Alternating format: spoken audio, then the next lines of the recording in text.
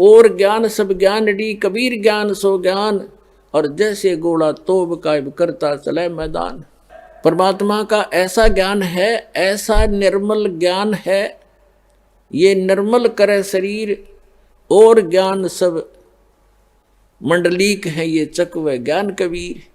और ज्ञान तो मंडलीक है, सीमित है, डिविजनल है, अक्षेत्रीय है, और चकवे माने चक्रवर्ती, all round, complete in all respect, complete spiritual knowledge जो कबीर भगवान ने दिया है वो ज्ञान चकवे ज्ञान, चकवे माने चक्रवर्ती ज्ञान है उस कबीर साहिब का।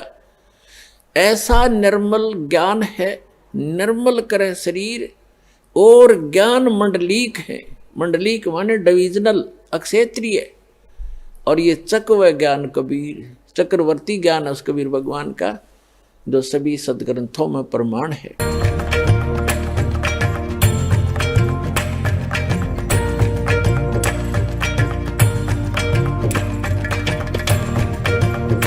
हमने भी सुना है कि ब्रह्मा विष्णु महेश भी किसी और की साधना करते हैं, वो कौन है? वो अपने ही स्वरूप की साधना करते हैं। हमने सुना है ब्रह्मा जी रजगुण, विष्णु जी सद्गुण और शिव जी तम गुण हैं, क्या आप इससे सहमत हैं? ऐसा है कि एक ही परमात्मा है, ये तीन गुणों के अनुसार रजोगुण को लेकर ब्रह्मा बन जाते हैं, सतगुण को लेकर विष्णु बन जाते हैं, और संहार के लिए तमोगुण लेकर शिव बन जाते हैं। शंकराचार्य जी, हमने सुना है कि ब्रह्मा जी रजोगुण है, विष्णु जी सतगुण और शिव जी तमोगुण है, क्या आप इससे सहमत हैं? तमोगुण रजोगुण सतगुण जड़ होता है, क्या ब्रह्मा विष्णु महेश जड़ हैं? आपने गलत सुना है, जिसने प्रश्न तैयार किया उसको जानकारी बहुत अधूरी है। वस्तुस्थिति यह है कि रजोगुण के नियामक ब्रह्मा जी और तमोगुण के नियामक शिव हैं और सत्वगुण के नियामक विष्णु हैं। ये तीनों नियामक होने के कारण गुण से अतीत, गुणातीत हैं, तत्वतः निर्गुण निराकार। ये तीनों न रजोगुणी हैं, न तमोगुणी हैं, न सात्विक हैं। ये तो तीनों इन गुणों से अतीत हैं, गुणों के नियामक हैं। इसीलिए सत्वम रजस्तम इति गुणाः प्रकृति संभवा निबधनन्ति महाबाहो देहे देहिनम अव्ययम। ये तीनों गुण बंधन में हेतु हैं। ब्रह्मा विष्णु महेश बंधन से मुक्त करने वाले उपास्य आराध्य देव हैं। ये न तमोगुणी है, न रजोगुणी, न सत्वगुण, गुणों के नियामक। हमने सुना है कि ब्रह्मा ही रजगुण है, विष्णु जी सद्गुण है और शिव जी तमगुण है, क्या आप इससे सहमत हैं? ठीक है, वो शास्त्रों वैसा ही है, वही सही है। हमने सुना है कि ब्रह्मा विष्णु महेश भी किसी और की साधना करते हैं। नहीं नहीं नहीं, वैसे तो कुछ नहीं, वे किसी साधना नहीं करते। हमने सुना है कि ब्रह्मा जी रजगुण हैं, विष्णु जी सद्गुण हैं और शिव जी तमगुण हैं, क्या आप इससे सहमत हैं? ऐसा रजोगुण तमोगुण सत्वगुण, ये तीनों देवता एक रजोगुण की सृष्टि करते हैं ब्रह्मा जी, और पालन करते हैं भगवान विष्णु को सत्वगुण, और श्रृंगार करते हैं भगवान रुद्र वो तमोगुण। हमने सुना है कि ब्रह्मा विष्णु महेश भी किसी और की साधना करते हैं, सही है? हाँ करते हैं, ठीक बात है। तो वो कौन है, मतलब किनकी साधना करते हैं? भगवान विष्णु जो है भगवान राम की साधना करते हैं, भगवान शंकर राम, और भगवान राम जो है भगवान शंकर। महाराज जी, आपका इष्ट देव कौन है? हमारे इष्ट अखिल कोटि ब्रह्मांड नायक जगत गुरु भगवान श्री कृष्ण हैं। श्री कृष्ण भगवान पूर्ण अवतार हैं। कृष्णस्तु भगवान स्वयं। हर पहलू इस अवतार का अपने आप में एक प्रेरणा है। कोई भी उनकी लीला लें, कोई भी उनकी भाव भंगिमा लें, वो सब कुछ जीवन की एक प्रेरणा के रूप में है। भले वो माखन चोरी की लीला हो, वो एक भाव के स्वीकार करने की लीला है, या उनकी वंशी नाद हो, वो प्रेम का एक दिव्य नाद है, या उनका गीता ज्ञान हो, वो मानव मात्र की जागृति का एक आह्वान है। और ये सब देखते हुए हमारी एक समर्पित श्रद्धा भगवान कृष्ण के प्रति इष्ट के रूप में, उन्हें स्वीकारने के रूप में है। महाराज जी, आपसे जानना चाहते हैं कि क्या ब्रह्मा जी, विष्णु जी, महेश जी की जन्म और मृत्यु होती है? जन्म और मृत्यु शब्द तो नहीं लगा सकते उनके साथ, लेकिन ये निश्चित है कि कहीं ना कहीं उनकी आयु सीमा है। जब हम त्रिदेव के रूप में उन्हें लेते हैं तो कहीं ना कहीं एक आयु सीमा साथ साथ रहती है। ब्रह्मा जी भी हर सर्ग में, सृष्टि के हर उत्पत्ति में ब्रह्मा जी आते हैं, उत्पत्ति करते हैं, और हर प्रलय में फिर ये देव जो है ये इस विराट परमात्मा में लीन हो जाते हैं। तो इसलिए जन्म और मृत्यु शब्द नहीं, सर्ग और उसके पश्चात उस विराट परमात्मा में एक रूपता, लय होने की स्थिति, वो साथ साथ है। आपका इष्ट देव कौन है? हमारे इष्ट देव तो भगवान श्री कृष्ण हैं। हम तो उन्हीं के लिए जन्म जन्मांतर तक उन्हीं की सेवा के लिए आराधना करते हैं कि उनकी कृपा मिले, जिससे कि अंतिम समय जब हम प्रयाण काल होता है, जब हम शरीर छोड़ें, तो भगवान का कीर्तन करते, उनका स्मरण करते हुए हम उनके धाम में प्रवेश करें। हरे कृष्णा। प्रभु जी, यहाँ मैं जानना चाहूंगी कि ब्रह्मा, विष्णु, महेश की भी मृत्यु होती है? वो एक विशिष्ट मूर्ति है। ब्रह्मा, विष्णु और जो शंकर हैं, ब्रह्मा की तो मृत्यु होती है, उनका भी जीवन काल है। तो कहने का तात्पर्य ये है कि भगवान चाहे ब्रह्मा हो, विष्णु हो, महेश हो, इनकी भी मृत्यु संभव है? नहीं, विष्णु की मृत्यु नहीं होती है और शंकर भी अमर है। ब्रह्मा, इन तीनों गुणों में जो ब्रह्मा का रिप्रेजेंटेशन है, शास्त्रों के आधार पर यह निश्चित किया गया है कि उनका समय निश्चित है। क्या ब्रह्मा, विष्णु, महेश भी किसी और इष्ट की साधना करते हैं? देखिए, ये तीनों के तीनों भगवान श्री कृष्ण का ही स्मरण करते हैं। जो भगवान विष्णु है, ये अजर अमर है या इनका भी कोई जन्म होता है या इनकी कभी मृत्यु होती है? जो एनर्जी है, आपने साइंस का फॉर्मूला सुना होगा, energy can neither be created nor it can be destroyed. कि शक्ति जो है उसकी कभी उत्पन्न नहीं होती है, और शक्ति का जिसको कहते हैं एनर्जी मास इक्वेशन। तो हमने जो विष्णु, ब्रह्मा और महेश, ये प्राइमोर्डियल शक्तियां हैं, संसार को उत्पन्न करने वाली, संसार को मेंटेन करने वाली और संसार का संहार करने वाली। ये तीनों फैक्टर जो एनर्जी हैं, ये प्राइमोर्डियल है। इसकी कोई शुरुआत नहीं होती, ये तो हमेशा थी।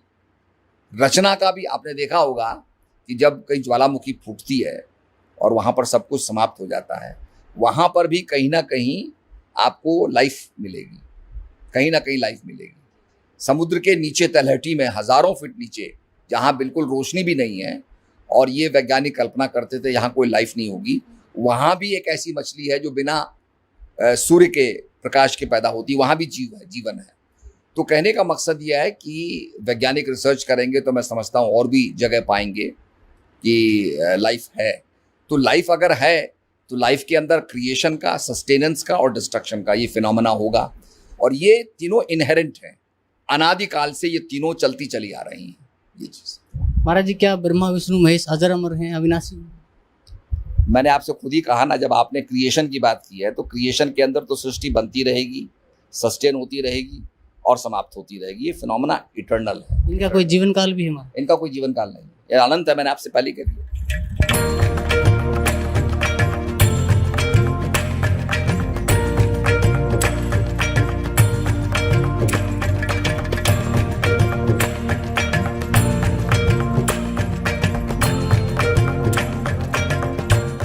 दंडवतम गोविंद गुरु, बंधु अविजन सोए, पहले भये प्रणाम तिन, नमो जो आगे होए।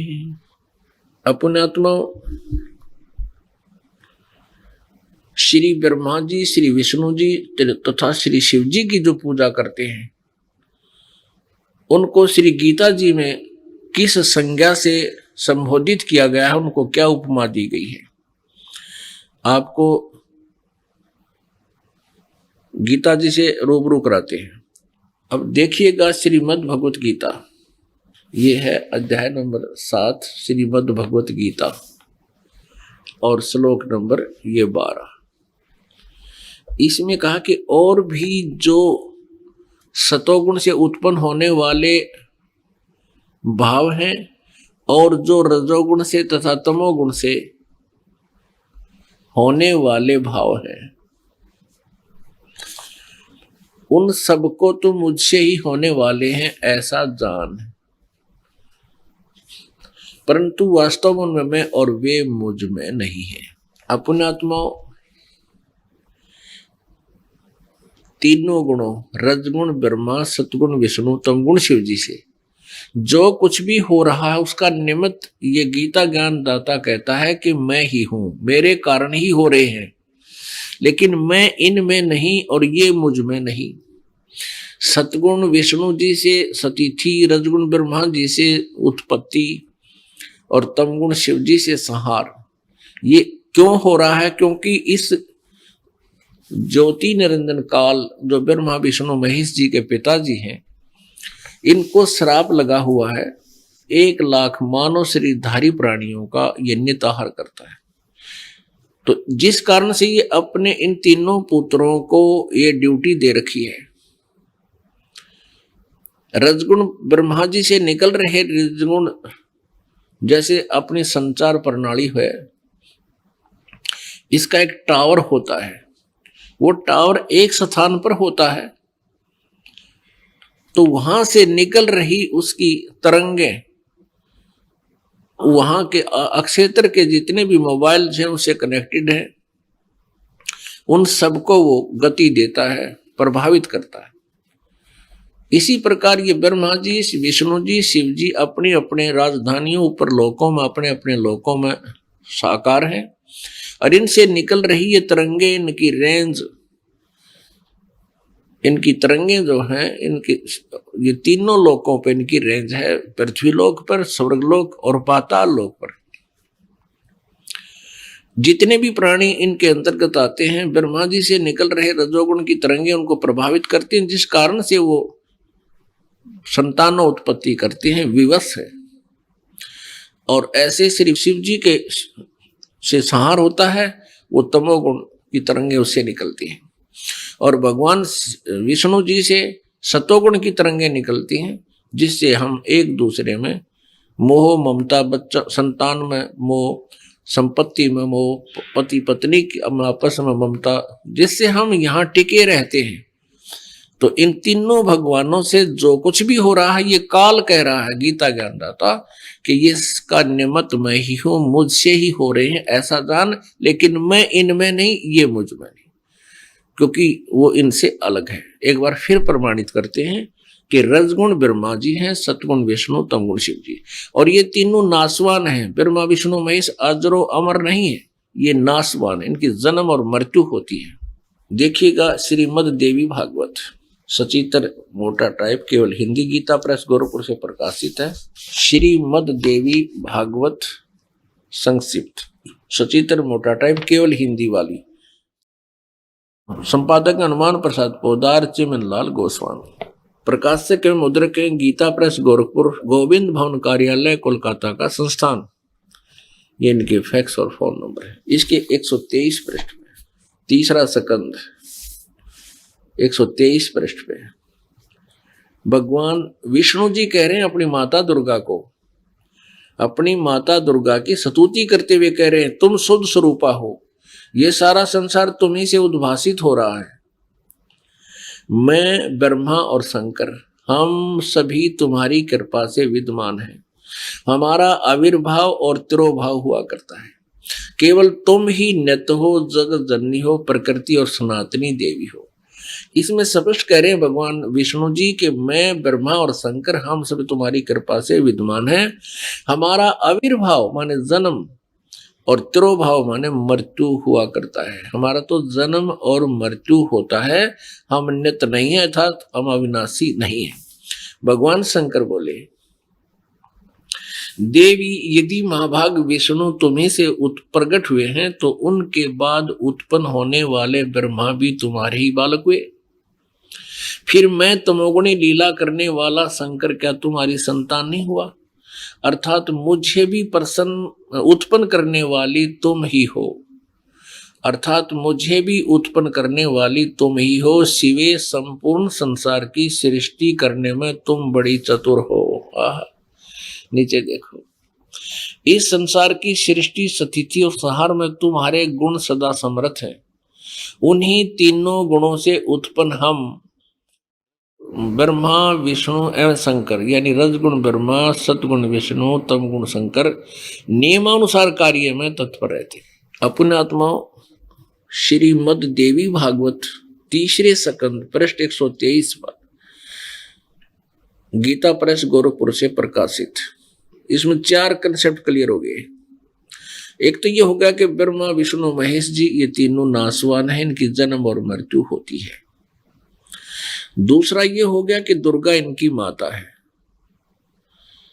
और तीसरा ये हो गया कि ये केवल नियमित कार्य ही कर सकते हैं, ये ना किसी को सुख दे सकते, ना किसी को दुख से दे सकते, ना किसी की ये आयु बढ़ा सकते, ना किसी के पाप संस्कार को काट सकते। ये अपने भी पाप का नाश नहीं कर सकते, अपने भी श्राप का नाश नहीं कर सकते। प्रमाण देंगे आने वाले समय में। और चौथा कंसेप्ट ये होगा कि रजगुण ब्रह्मा, सतगुण विष्णु, तमगुण शिव जी। और स्पष्ट करते हैं, क्योंकि प्रसंग अब चलेगा कि ये तीनों गुण क्या हैं, तब श्रीमद् भगवद गीता हम समझ सकेंगे। अब यहां फिर देखिए, श्री संक्षिप्त शिव पुराण गीता प्रेस गोरखपुर से प्रकाशित है। इसके संक्षिप्त शिव पुराण और संपादक हनुमान प्रसाद पोदार, चमनलाल, ओनली हनुमान प्रसाद पोदार। प्रकाशक में मुद्रक है गीता प्रेस गोरखपुर, गोविंद भवन कार्यालय, कोलकाता का संस्थान। अब इसके 110 पृष्ठ पर आपको ले चलते हैं। यह है रुद्र संहिता और पृष्ठ नंबर 110 पे 9वां अध्याय, रुद्र संहिता का 9वां अध्याय समाप्त हो रहा है। इस प्रकार ब्रह्मा विष्णु तथा रुद्र इन 3 देवताओं में गुण है, यानी रजगुण ब्रह्मा जी, सतगुण विष्णु, तमगुण शिव जी। परंतु शिव गुणातीत माने गए हैं, वो इनसे अलग है, इनका पिता। अब प्रसंग चल रहा है कि रजगुण ब्रह्मा जी, सतगुण विष्णु, तमगुण शिव जी है। फिर देख लीजिए, ये मार्कंडेय पुराण गीता प्रेस गोरखपुर से प्रकाशित है। इसके एक प्रकाशक में मुद्रक है गीता प्रेस गोरखपुर, गोविंद भवन कार्यालय, कोलकाता का संस्थान। अब इसके 123 पृष्ठ नीचे आइएगा। इस तरह स्वयंभू परमात्मा की 3 अवस्थाएं होती हैं। रजोगुण प्रधान ब्रह्मा, तमोगुण प्रधान रुद्र, सतो प्रधान विश्वपालक विष्णु है। यही 3 देवता हैं और यही 3 गुण हैं। ठीक, अब आपको फिर दिखाते हैं श्रीमद् देवी भागवत, जिसमें हिंदी भी साथ है और संस्कृत भी साथ। देखिएगा, अथ देवी भागवतम सभाष्टिकम समात्यम, खेमरा श्री कृष्ण दास प्रकाशन, बम्बई 4। इसके तीसरे स्कंद में ले चलते हैं आप जी को। अथ श्रीमद् देवी भागवते भाषा टीका युक्ते तृतीय स्कंद प्रारंभते। अब तीसरा स्कंद प्रारंभ हो गया। अब इसके 11वें पृष्ठ पे हम आपको ले चलते हैं।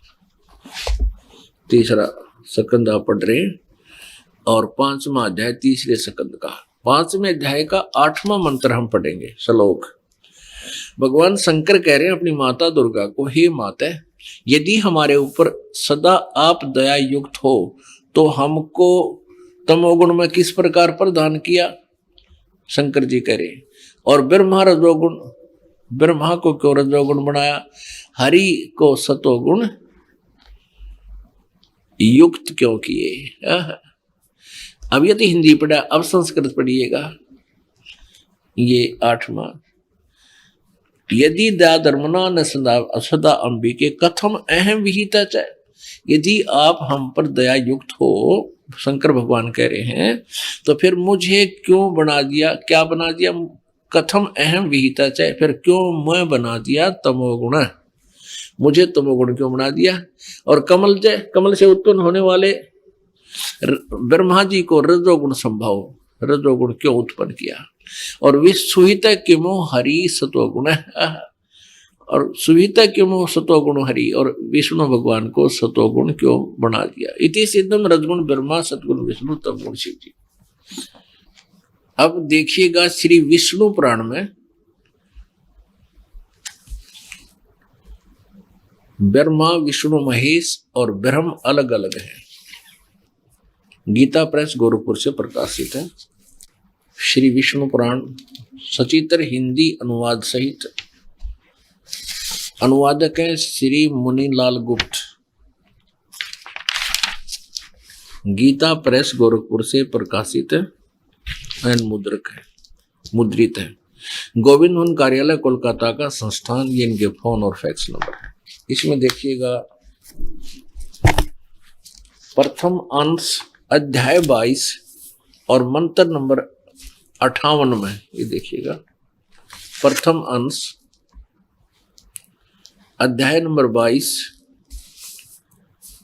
और इसका यहाँ ये श्री विष्णु पुराण है। नीचे ये 58 नंबर है। इसमें संस्कृत भी साथ है, ये संस्कृत साथ है। ब्रह्मा विष्णु शिव ब्रह्म प्रधाना ब्रह्म शक्ति है। ब्रह्मा विष्णु शिव ये ब्रह्म की प्रधान शक्तियां हैं। हे ब्रह्मन, ब्रह्मा विष्णु और शिव ब्रह्म की प्रधान शक्तियां हैं, यानी ब्रह्म ये काल है, ब्रह्मा विष्णु शिव का पिता है। इससे न्यून देवतागण है। पुण्यात्मा, अब आप जी पवित्र श्रीमद् भगवत गीता जी को समझ सकेंगे। 7वें अध्याय को अब आपके समक्ष पुनः रूबरू कराते हैं, क्योंकि गीता जी पवित्र हिंदू धर्म के अनुयायी बहुत पढ़ रहे हैं। वो पढ़ते हैं लेकिन समझ नहीं सके, क्योंकि कहते हैं गुरु बिन काहू न पाया ज्ञाना, जो थोथा भूस छड़े मूड किसाना। गुरु बिन वेद पढ़े जो प्राणी, और समझे न सार रहे अज्ञानी। अभी तक ये सभी संत गुरु जितने भी ऋषि महर्षि थे, ये सब अज्ञानी थे।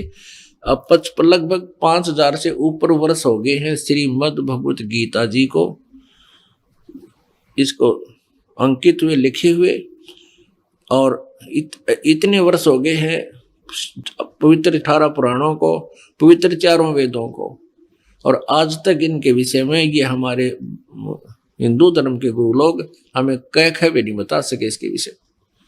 सिर्फ उआबाई बक रहे हैं, किसी को भी यथार्थ ज्ञान नहीं था, ना पुराणों के विषय में, ना ब्रह्मा विष्णु महेश की सतीथि से परिचित थे।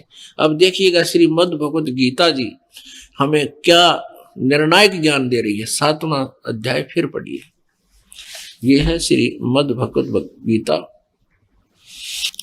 जयदयाल गोविंद का इसके अनुवादक हैं और गीता प्रेस गोरखपुर से प्रकाशित है, और जयदयाल गोविंद का इसके अनुवादक हैं।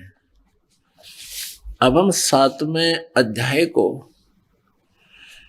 पढ़ रहे हैं और इसका 12वां श्लोक अब आराम से समझ में आएगा।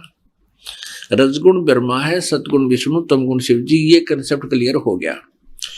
और भी जो सतोगुण से उत्पन्न होने वाले भाव हैं, यानी श्री विष्णु जी से जो सतीथि हो रही है, और जो रजोगुण से तथा तमोगुण से होने वाले भाव हैं, उन सबको तू मुझसे ही होने वाले हैं ऐसा जान। परंतु वास्तव में उनमें मैं और वे मुझ में नहीं है। पुण्यात्मा, ये स्पष्ट हो गया कि गीता ज्ञान दाता ये ब्रह्म है, और ब्रह्मा विष्णु और शिव, रजगुण ब्रह्मा जी, सदगुण विष्णु जी, तमगुण शिव जी, ये इसके पुत्र हैं, और इसके एक ब्रह्मांड में ये विभागीय मंत्री हैं, और काल एक ब्रह्मांड का ये एज ए चीफ मिनिस्टर काम करता है। इस तरह के इसके 21 ब्रह्मांड हैं, और इस ब्रह्म से नेक्स्ट जो और परमात्मा है वो परब्रह्म कहलाता है, उसको अक्षर पुरुष भी कहते हैं। गीता जी अध्याय नंबर 15 के श्लोक नंबर 16 और 17 में इन तीनों प्रभुओं के पुरुषों की जानकारी है।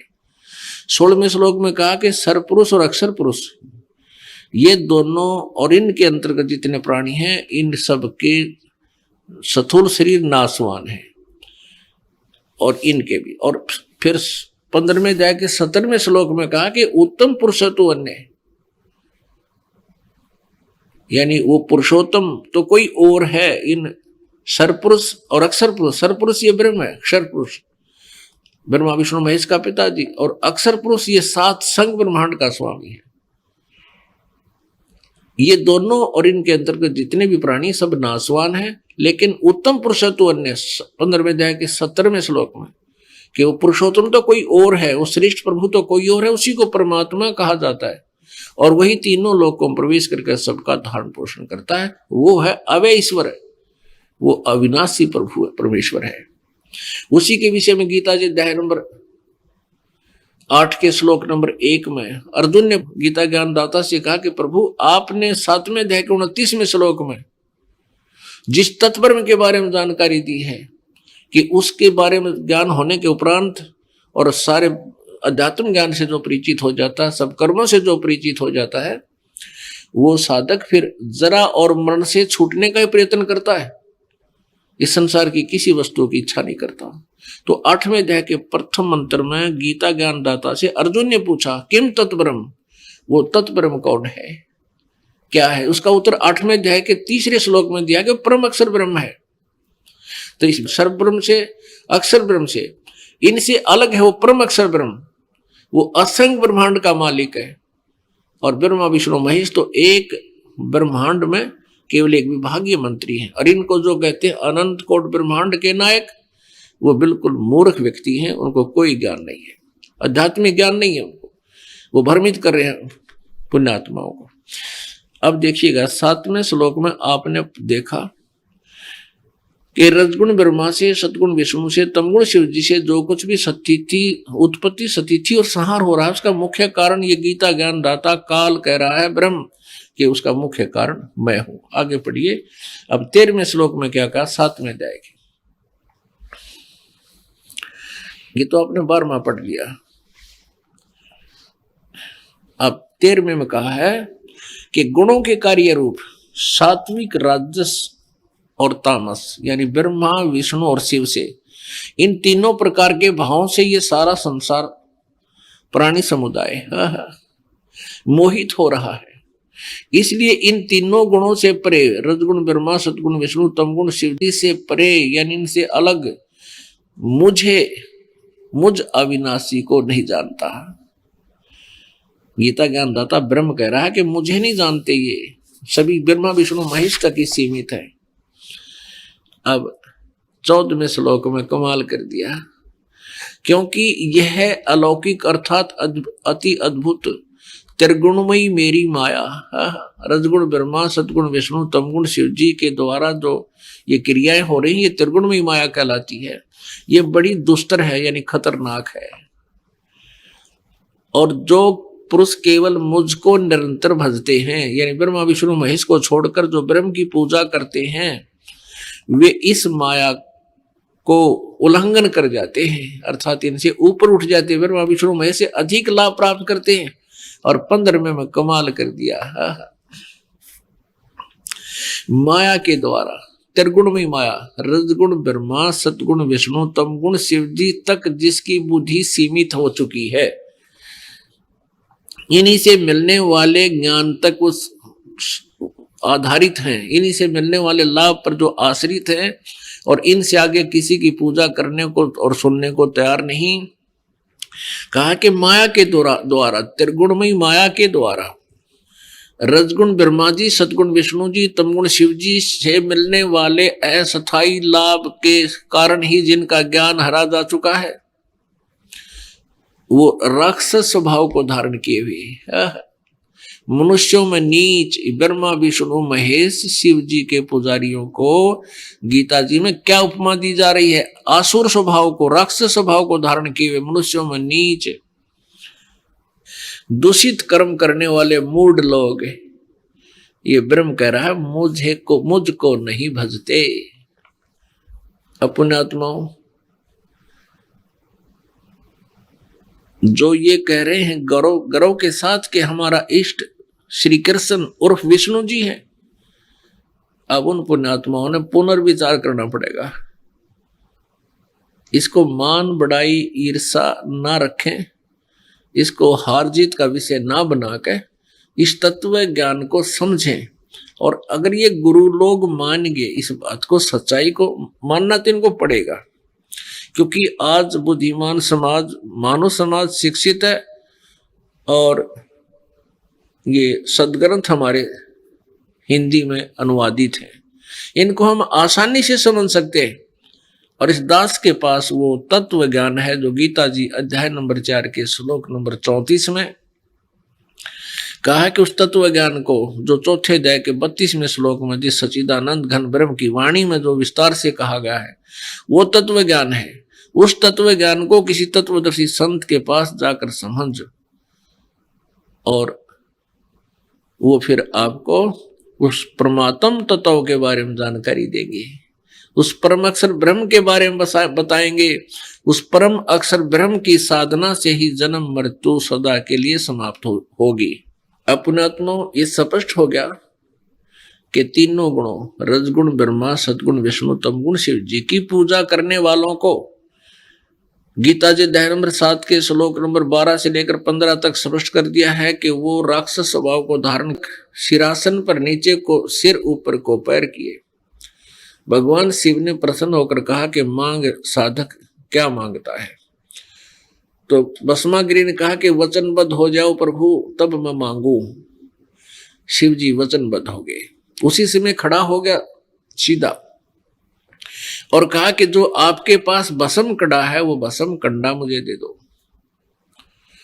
उसमें क्या शक्ति थी भस्म कड़े में कि जिसके सिर के ऊपर रख के ये कह दिया भस्म, वो भस्म हो जाता था, वो खत्म हो जाता था, जल कर राख बन जाता था।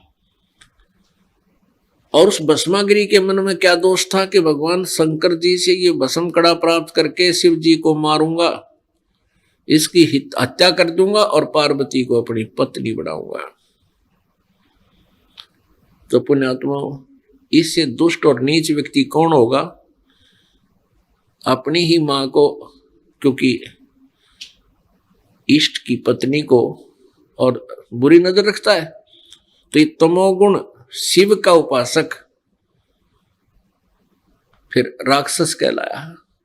भगवान शिव ने ज्यों ही उसको भस्म कंडा दे दिया, तब वो शिव का पुजारी, तमोगुण शिव का पुजारी कहता है कि होले शंकर होशियार, तुझे मारूंगा, पार्वती को पत्नी बनाऊंगा। बड़ा हंसा। फिर भगवान शिव जी डर के भाग लिए। पुण्यात्मा, यदि ये मृत्युंजय, कालज्ञ, सर्वेश्वर, महेश्वर होते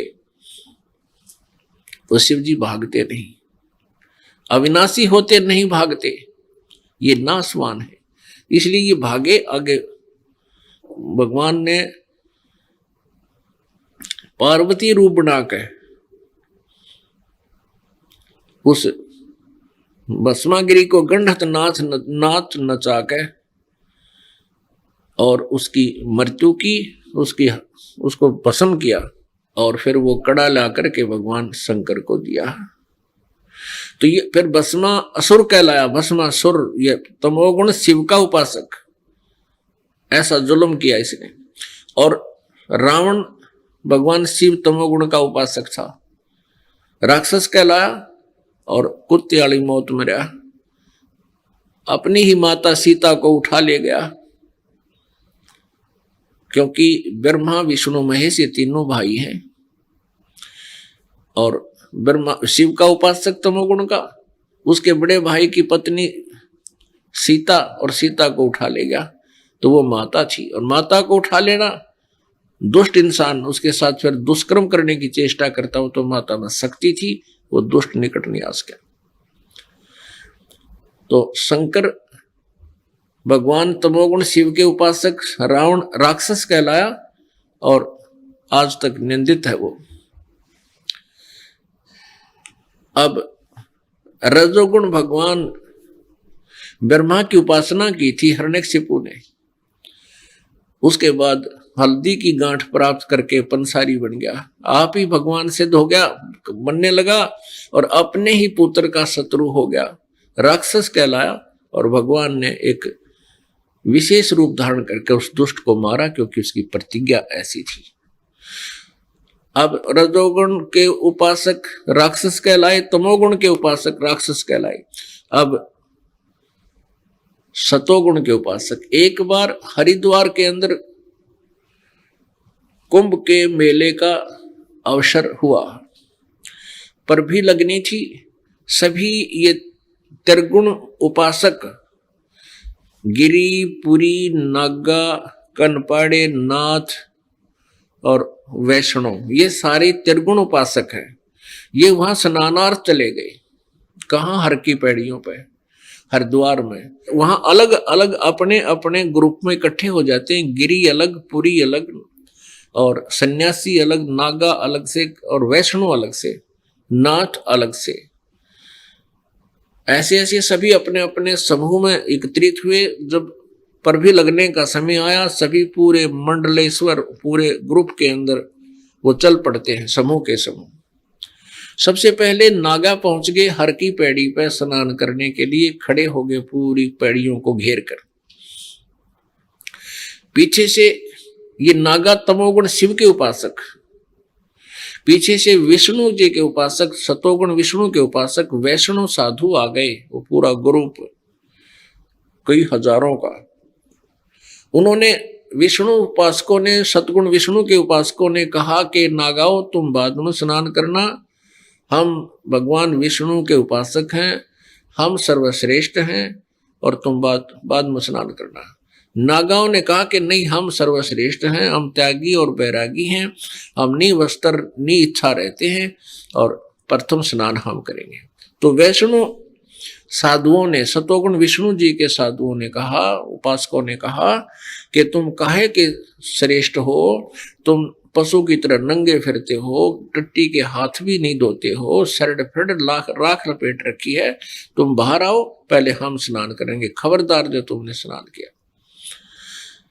इसी बात पर कहा सुनी हुई और झगड़ा शुरू हो गया। एक दूसरे को तलवारों से, तीरों से कत्लेआम कर दिया। 25,000 ये त्रिगुण उपासक, रजगुण ब्रह्मा, सदगुण विष्णु, तमगुण शिव जी के उपासक 25,000 आपस में कटका मर गए, कत्लेआम हो गया। तीर तुपक तलवार कटारी जमदड़ जोर बधावे हैं, हर पैड़ी हर हेत न जाण्या वाजा तेग चलावे हैं, काटे शीस नहीं दिल करुणा ये जग में साध कहावे हैं, जो जन इनके दर्शन को जावे उनको भी नरक पठावे हैं। सच्चिदानंद घन ब्रह्म की वाणी में उस तत्व ज्ञान में लिखा है कि तीर तलवार कटारी एक दूसरे के ठोक दिन छुर्रे घोंप रहे हैं, और वो साधु कलावे। तीर तुपक तलवार कटारी वह जमधड़ जोर बधावे हैं, डट कर झगड़ा कर लड़ रहे हैं, और हर पैड़ी हर हेत नहीं जाने, और वहां जा कर्द चलावे हैं, वहां तलवार चला रहे हैं, और काटे शीस नहीं दिल करुणा दया का नाम नहीं इनके, और वो जग में साध को आवे हैं, और जो जन उनके दर्शन को जावे उनको भी वो नरक पठावे। यानी उन संतों के पास भी कोई जाता है, वो इनकम्प्लीट ज्ञान दंत कथा सुनाते हैं और ऐसे स्वभाव का बना देते हैं। तो इससे सिद्ध हो गया कि ये तीनों गुणों के उपासक, गीता जी अध्याय नंबर 7 के श्लोक नंबर 12 से लेकर 15 तक स्पष्ट कर दिया कि राक्षस स्वभाव को धारण किए मनुष्यों में नीच दूषित कर्म करने वाले मूर्ख ब्रह्म कहता मेरी पूजा भी नहीं करते।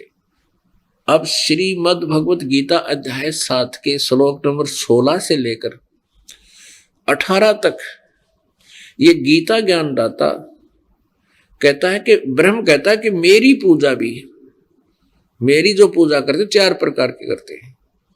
एक अर्थार्थी, आर्थ, जिज्ञासु और ज्ञानी। अर्थार्थी तो वो होता है जो धन लाभ के लिए केवल वेदों के मंत्रों से ही अपने अनुष्ठान करता है, वो किसी और अन्य जंतर मंत्र का सहारा नहीं लेता। वो हैं तो ब्रह्म उपासक, लेकिन वो ठीक नहीं उनकी पूजा।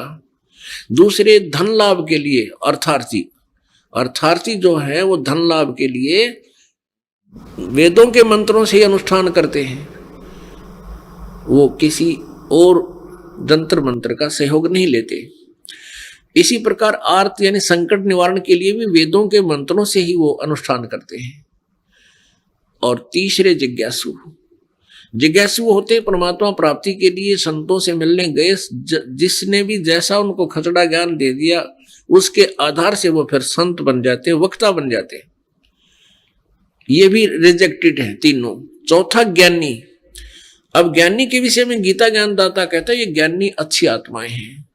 ज्ञानी वो होता है जिसने ये पता लग गया, ये जान लिया कि मनुष्य जीवन बार बार प्राप्त नहीं होता और मनुष्य जीवन का मूल उद्देश्य केवल परमात्मा प्राप्ति करना और मोक्ष कराना ही है।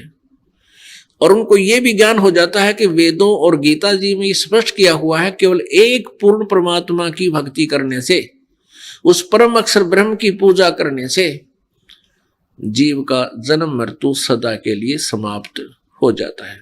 लेकिन इन ज्ञानी आत्माओं को जो चौथे प्रकार के हैं, इनको तत्वदर्शी संत न मिलने से इन्होंने स्वयं ही निष्कर्ष निकाल लिया कि ओम नाम को यजुर्वेद अध्याय नंबर 40 के मंत्र नंबर 15 में लिखा है कि वायु अनिलम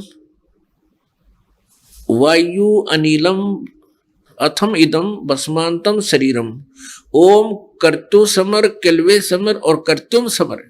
ओम नाम का जाप काम करते करते सिमरण करो, विशेष कसक के साथ सिमरण करो, मनुष्य जीवन का प्रथम कर्तव्य जानकर ओम नाम का जाप करो।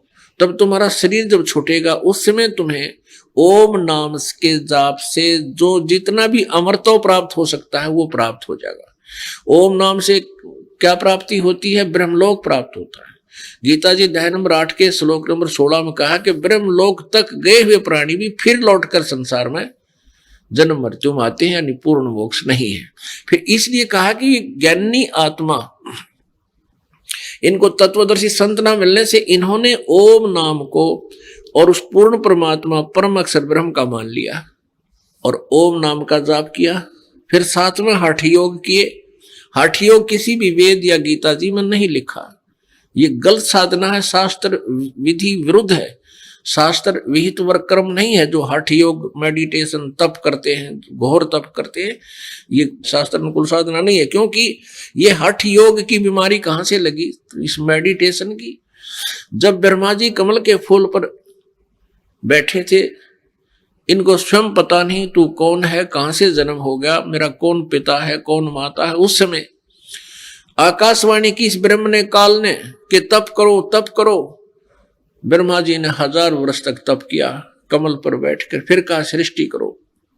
तो ये इस ब्रह्मा जी ने इस ब्रह्म के आदेश को पूर्ण परमात्मा का मान लिया और उस आदेश से इसने ये हठ योग को, इस मेडिटेशन को, हठ योग को, तप को सभी के अंदर समावेश कर दिया। सभी ने फिर ऐसा ही करना शुरू कर दिया और वो पूर्ण परमात्मा का आदेश मानकर। ये पूर्ण परमात्मा का आदेश नहीं था, ये इस ब्रह्म का आदेश है।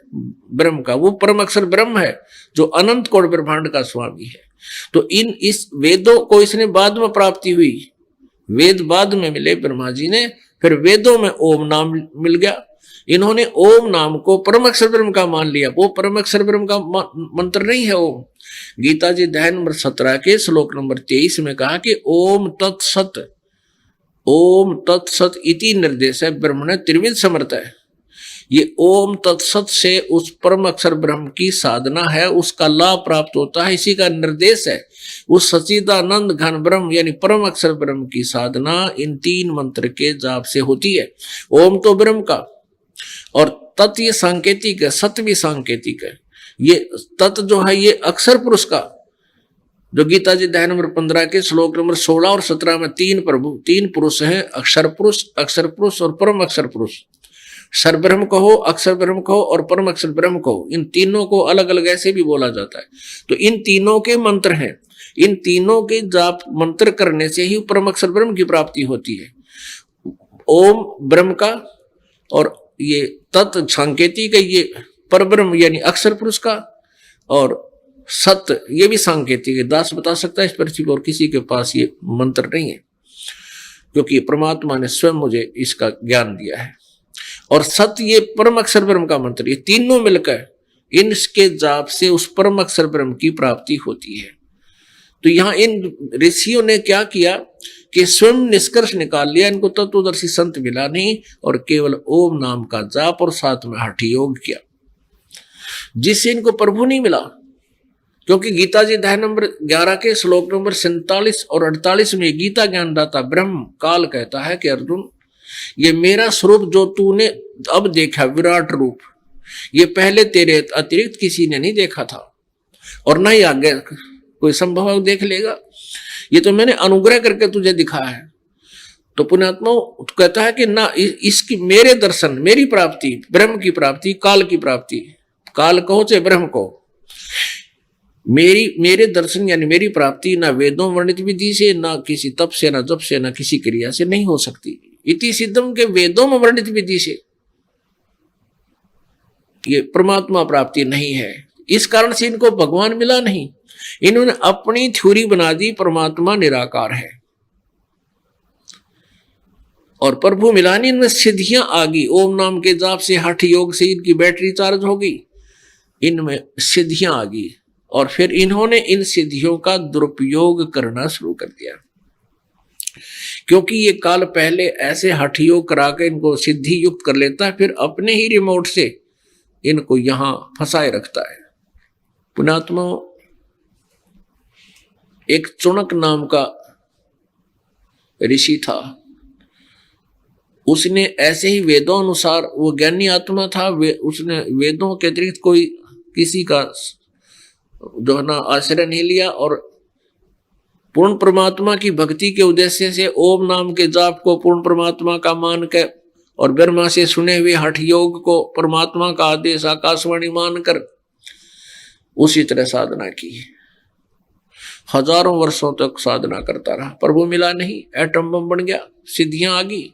एक मानधाता चक्रवर्ती राजा था, पूरी पृथ्वी पर शासक था, और उसने सोचा कि कोई तेरे शासन काल में तेरी पराधीनता से कोई अलग तो होना नहीं चाहता है, यानी ट्राई करके देख लूं।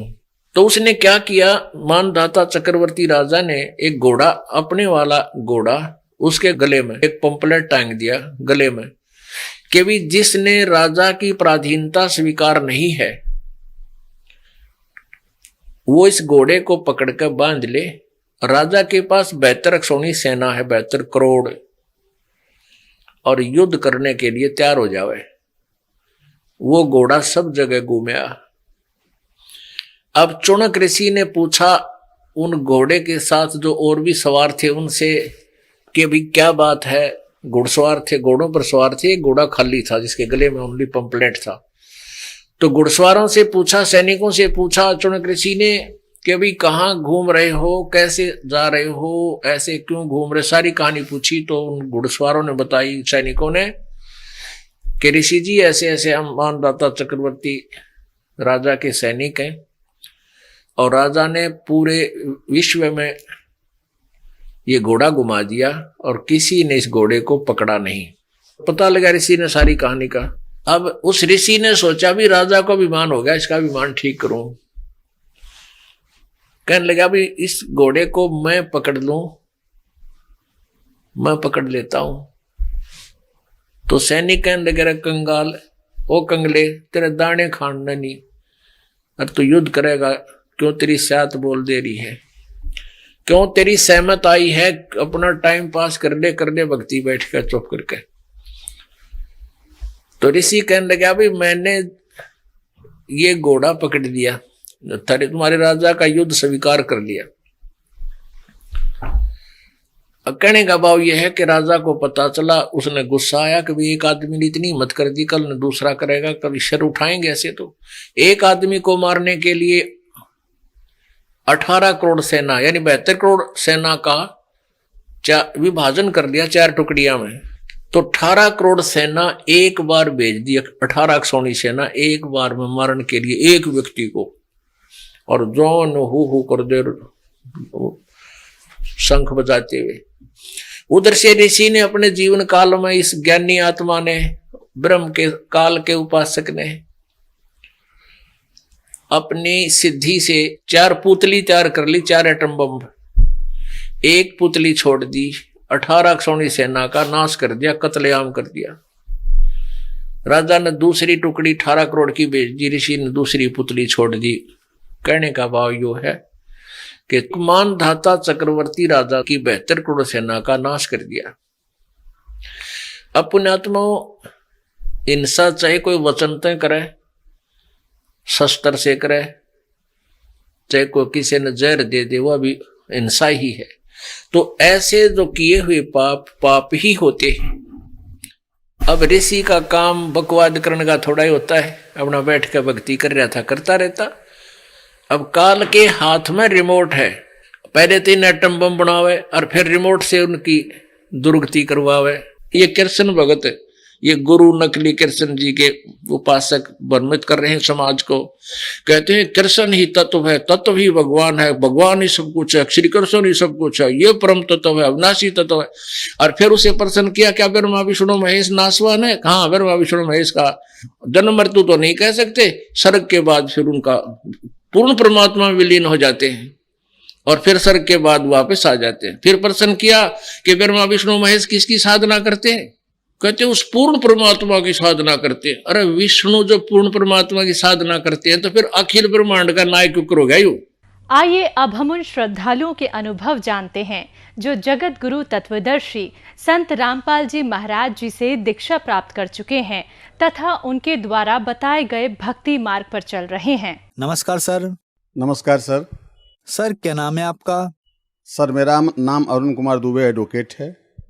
सर आप कहाँ से हैं? सर जी मैं वाराणसी जिले से हूँ। सर संत रामपाल जी महाराज से नाम दीक्षा आपने कब ली? सर जी परम पूज्य संत रामपाल जी महाराज सदगुरुदेव जी से मैंने 19 नवंबर 2019 को दीक्षा प्राप्त की। संत रामपाल जी महाराज से नाम दीक्षा लेने से पहले आप क्या भक्ति साधनाएं किया करते थे? सर जी मैं सांसारिक भक्ति जैसे गांव में लोग करते हैं, तो ब्राह्मण खानदान में पैदा हुआ हूँ, तो ब्रह्मा विष्णु महेश शंकर देवी देवता गणेश जी, हनुमान जी, भोलेनाथ, गंगा जी, यमुना जी, बद्रीनाथ, हरसुब्रह्म, हरिद्वार, तमाम ऐसे जगहों आना जाना था और ब्राह्मण के नाते वो करता था, कर्मकांड वो भी करता था। और इस सिलसिले में तमाम महापुरुष जिसे कहे जाते हैं, संत अरगड़ानंद महाराज जी, स्वामी करपात्री जी महाराज जी, स्वामी राम रहीम जी, ये मथुरा वाले राधा स्वामी वाले सदगुरुदेव वहाँ के मथुरा वाले, और सर जी ये पड़ाव आश्रम के भगवान अवधूत राम जी, उनके परम शिष्य चंद्रबली महाराज जी, गढ़वा घाट के महाराज जी, छितौनी के महाराज जी, करधना के महाराज जी, और प्रणवानंद मुनि महाराज जी, गायत्री परिवार हरिद्वार के आचार्य जी, माता जी, स्वामी रजनीश जी महाराज जी इस समय नहीं हैं, प्रेम रावत महाराज जी, उनके छोटे भाई भोलेनाथ महाराज जी, सतपाल महाराज जी, आसाराम बाबू जी से भी मैं हुआ, वीरेंद्र दीक्षित जी से भी मैं मिला, और लेकिन हमको कहीं से कोई शांति सर जी मिली नहीं। लगभग सर हमने 20 की संख्या में ऐसे महापुरुष जिनको संत कहा जाता है, मैं उनसे मिला हूँ, लेकिन मुझे कुछ प्राप्त नहीं हुआ जो मैं खोज रहा था। गुरु मैंने उनसे दीक्षा क्या, जैसे उपदेश करते थे सुनता था कि ऐसे करो वैसे करो करता था, लेकिन मुझे कुछ लाभ या मानसिक शांति नहीं मिलती थी, या पूजा में मन नहीं लगता था, साधना में मन एकाग्र नहीं होता था, कुछ मिलता नहीं था। वैसे खास करके लोग भौतिकता की तरफ आते हैं कि हम किसी महात्मा के यहाँ जा रहे हैं तो भौतिक जगत की कुछ प्राप्ति होगी, लेकिन मुझे ऐसा कुछ मिला नहीं। सर आप बहुत सारी भक्ति साधनाएं किया करते थे, जो भी संसार में भक्ति साधनाएं चल रही हैं। इसके अलावा आप लगभग 20 गुरुओं के पास गए, जिनमें राम रहीम जी, आसाराम बापू जी, आचार्य रजनीश जी, गायत्री परिवार से भी आप जुड़े, प्रेम रावत जी से भी आप जुड़े, सतपाल जी महाराज जी से भी जुड़े, और अनेकों गुरुओं के पास आप गए, लेकिन आपको वहाँ पर कोई लाभ नहीं मिला। तो फिर आप संत रामपाल जी महाराज की शरण में कैसे आए? सर जी मैं अपने न्यायालय में बैठा था, परिसर में, अपने चैम्बर में, तो एक संत रामपाल महाराज जी के शिष्य पुस्तक वितरण कर रहे थे, तो आते समय मेरे चैम्बर पे आए, तो चूंकि चैम्बर हमारा बड़ा है आप, तो मैं उनको बैठाया, तो उन्होंने कहा कि वकील साहब ये एक पुस्तक लीजिए, इसको पढ़िए। तो मैं पुस्तक जूनियर को बोला कि ये पुस्तक रख दो चैम्बर में, देखता हूँ। फिर उनको पानी उनी पिलाया, वो चले गए। घर आने के बाद 2-3 दिन बाद वह पुस्तक मैंने देखा। फिर मैं अपने श्रीमती जी के साथ यहाँ पत्नी के साथ आया। संत रामपाल महाराज जी से हमने उपदेश किया। उन्होंने बताया कि ऐसे ऐसे ऐसे आपका जप करना है, सिमरन करना है, और धीरे धीरे जितनी भी आपकी कमियां हैं सब दूर हो जाएंगी। सर, इतने गुरुओं के पास जाकर आप फिर संत रामपाल जी महाराज की शरण में आए, तो क्या संत रामपाल जी महाराज की शरण में आने के बाद आपको लाभ भी मिले? सर जी, अगर हम गिनाएं तो एक पुस्तक मुझे लिखनी पड़ेगी, लेकिन प्रथम दृष्टया आप देख लें कि जो व्यक्ति लगातार 20 वर्षों से शराब शिकार का आदी है, तमाम ऐसे गलत आदतों का आदी है, उसका यह नशा छूट गया। एकदम पूर्ण रूप से मैं शराब पीता था, पान करता था, बीड़ी सिगरेट, चैम्बर में बैठ के हुक्का पीता था, बियर बार में मैं जाता था, मेरे साथ तमाम लोग रहते थे, मांस का सेवन करता था, अंडा का सेवन करता था। मैंने कोई ऐसी चीज़ नहीं थी जो संसार में जिसको आप गंदा कह सकते हैं उसका प्रयोग मैं नहीं करता था, मैं सब करता था। लेकिन सदगुरु श्री संत रामपाल महाराज के शरण में आने से, उनसे दीक्षा लेने के बाद ये पूर्णतया मेरा छूट गया। और मेरा छोटा पोता था सर जी, वो इतना बीमार था, इतना सीरियस था कि हम लोग समझ गए कि बस इसकी जान अब नहीं बच पाएगी। डॉक्टर हमको, गांव के डॉक्टर बोले कि हमारे बस की बात नहीं है। लेकिन संत रामपाल महाराज जी, गुरु जी की कृपा से आज बच्चा चंगा है, 4 साल का हो गया है। मेरे 2 बच्चे हैं सर। एक मेरा लड़का अश्विनी कुमार दुबे, वो उसको भी मैं नाम दिलाया हूँ, वो एकदम पूर्ण रूप से पागल हो गया था सर जी। और railway line, Bombay Bhandup station पर रेलवे लाइन पर पूरा नंगा लेटा हुआ था। बॉम्बे की पुलिस ने उसको वहाँ के जे हॉस्पिटल में भर्ती कराया। मुझे फ़ोन आई पुलिस के द्वारा कि वकील साहब आपका लड़का यहाँ एडमिट है। मैंने परमात्मा संत रामपाल महाराज से अरदास लगाई, मेरा बच्चा सकुशल है और बैंक में असिस्टेंट मैनेजर के पद पर कार्यरत है। मेरा दूसरा लड़का चाल चलन से बहुत ही दूर निकल गया था हमारे हाथ से, उसका मैंने एडमिशन करवाया। वो LLB की अंतिम वर्ष की परीक्षा की तैयारी कर रहा है। संत रामपाल महाराज जी की शरण में आने से, उनकी कृपा से आज वह हमारा काशी अखबार का मालिक है, उसका अपना निजी प्रिंटिंग प्रेस है। यही सब हमारे लाभ हैं सर जी। और कितनी गिनती में गिनाऊं। इकोनॉमिकल ढंग से सर, इकोनॉमिकल ढंग से इसलिए थी कि मैं 10 लाख, 5 लाख, 2 लाख भी कचहरी में पाता था, घर मेरे 1 पैसा भी नहीं जाता था। शराब शिकार दोस्तों में बढ़ जाता था। आज संत रामपाल सदगुरु की कृपा से जो भी पैसे आते हैं वो सुरक्षित हैं, कोई नशा नहीं है। संत रामपाल महाराज जी की कृपा से महीने में कम से कम 4 से 5 बार मैं दिल्ली, कलकत्ता, बॉम्बे कोर्ट के काम से बाई एयर जाता हूँ। पर्सनल अपनी गाड़ियाँ हैं। परमात्मा संत रामपाल महाराज जी की कृपा से मेरे पास 4-4 गाड़ियाँ, लग्जरी गाड़ियाँ हैं, मोटरसाइकिल से हैं। नौकरों तक को हमने गाड़ियाँ उपलब्ध करा दी है, संत रामपाल महाराज सदगुरु की कृपा है। सर, हम टीबी के पेशेंट थे। ये जे हॉस्पिटल बॉम्बे में चेक कराया था, उनका आपको बहुत भयंकर टीबी है। उन्होंने दवा भी दिया, लगातार मैं दवा खाया, लेकिन उससे मुझे कुछ नहीं हुआ। लेकिन परमात्मा संत रामपाल महाराज की कृपा में, गुरु जी की कृपा से मेरे सब रोग नष्ट हो गए। मेरे पास अब कोई रोग नहीं है। हार्ट में सर बाएं तरफ हमको दर्द होता था कि इतना दर्द हो जाता था कि बस यही बेहोश हो जाऊंगा, सीना दबा के बैठ जाता था। पेन किलर खाता था, 2-1 सेकंड के लिए आराम होता था। लोगों ने कहा ECG कराइए, डॉक्टर ने बोला, लेकिन मैं सदगुरु के शरण में आने के बाद वही अमृत जल पीता हूँ और आप पूर्ण रूप से स्वस्थ हूँ। सर, समाज में एक आम धारणा है कि हमें गुरु नहीं बदलना चाहिए, गुरु बदलना पाप है। आपने लगभग 20 गुरु बदले भगवान प्राप्ति के लिए, सुख के लिए, तो क्या आपने सही किया? ये दरअसल गुरु बदलने की धारणा ये पुरानी धारणा है। जैसे आप बीमार हैं और आप एक डॉक्टर MD के पास गए, वहाँ से आपका मर्ज ठीक नहीं हुआ, तो आप निश्चित है कि उससे अच्छे डॉक्टर के पास जाएंगे, या दिल्ली दिखाएंगे, लखनऊ दिखाएंगे, बॉम्बे दिखाएंगे, अच्छे डॉक्टर के पास जाएंगे, तो आप डॉक्टर बदल सकते हैं। इसी तरह से अगर गुरु कहने के लिए तो तमाम गुरु हैं, लेकिन पूर्ण गुरु अगर आपको नहीं मिलता तो आप गुरु बदल सकते हैं। हमारे संत रामपाल महाराज जी की पुस्तक है जीने की राह है, और गीता तेरा ज्ञान अमृत है, उसमें है कि आप गुरु बदल सकते हैं।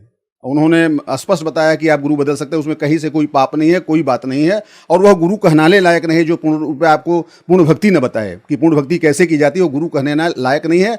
और सर जी, मैं नज़दीक बैठ के यहाँ के जितने मठाधीश हैं, अगर हमारा इंटरव्यू आप कराएं, मैं सबको मुंह पे बता सकता हूँ कि आपने मेरे साथ ऐसा किया है।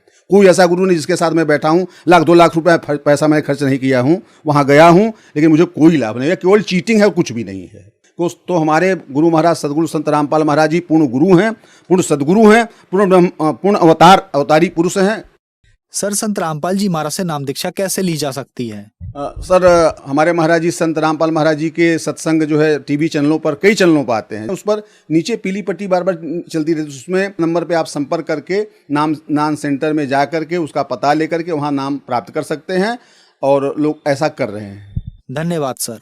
धन्यवाद सर जी, धन्यवाद सर।